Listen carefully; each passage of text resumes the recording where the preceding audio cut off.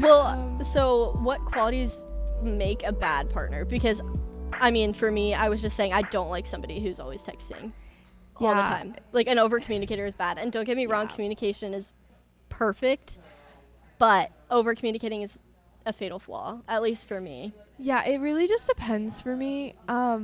I don't like somebody who's like, I don't know, I'm kind of weird because like with my anxiety, like I get really anxious and I don't want like people around me. I just need to deal with it myself, and I like to deal with like my own problems. No, yeah.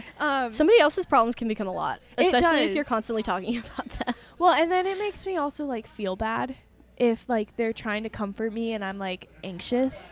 I'm like, oh, I'm making this person do this. Like, it's so awkward. I don't want to do that. But probably just like overbearing, which is also the same thing as like the over texting. Would you consider that to be the same as somebody who's clingy, or are those two separate things? I think they're two separate things, honestly. Like with clinginess, it's like literally following you around every single second. Yeah. With that kind of stuff, it's kind of like, I mean, I guess the texting could be clingy. I definitely would put that under the clingy category. The umbrella. The umbrella. The umbrella. But there are a lot, I mean, not even just the clinginess, but I think also, like, there's so much to unpack here, especially people who not are easily upset, but people who constantly want to fight about everything. Oh my gosh. That's the worst. I hate that. I hate arguments. Like, arguments, period, make me upset. They really make so me non-confrontational. They make me anxious, and like I hate repeating myself.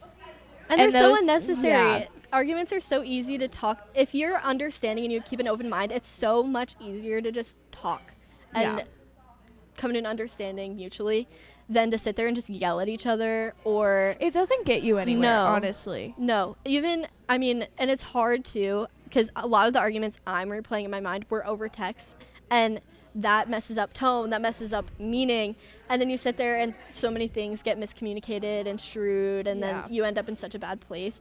But arguments generally are just not needed. No, they're not. Well, I would say that you should have arguments every once in a while. Disagreements. I would reword it to because disagreements are healthy. You're not supposed to agree with everything. No. However, but like you're gonna fight. Like, it's just gonna happen. It's inevitable. It is inevitable. You're two different people. You've lived in two different lives. Yeah. Like, you grew up two different ways, unless you literally like lived in the same house together. That doesn't sound right. That does sound really wrong when you think about it. But like, I don't know. It's just like you're gonna have those disagreements, and that's okay. Absolutely. But like, arguing is not okay. No, I think it also reflects on how healthy your relationship is based on how you handle those disagreements. Yeah. Because if you sit down and you're like, hey, this really made me upset. Mm-hmm. This is what bothered me. And then you, are open about it. And so thus far, that has worked for me to just be like, hey, didn't love that you did this. And then that gives them the opportunity to explain themselves, apologize. But if this is also translating back to a bad partner, if they respond defensively, trying to explain themselves in, well, I'm not the wrong for that, and downplaying you, then that also shows how to. Oh yeah. You shouldn't be with that. Yeah, definitely 100%.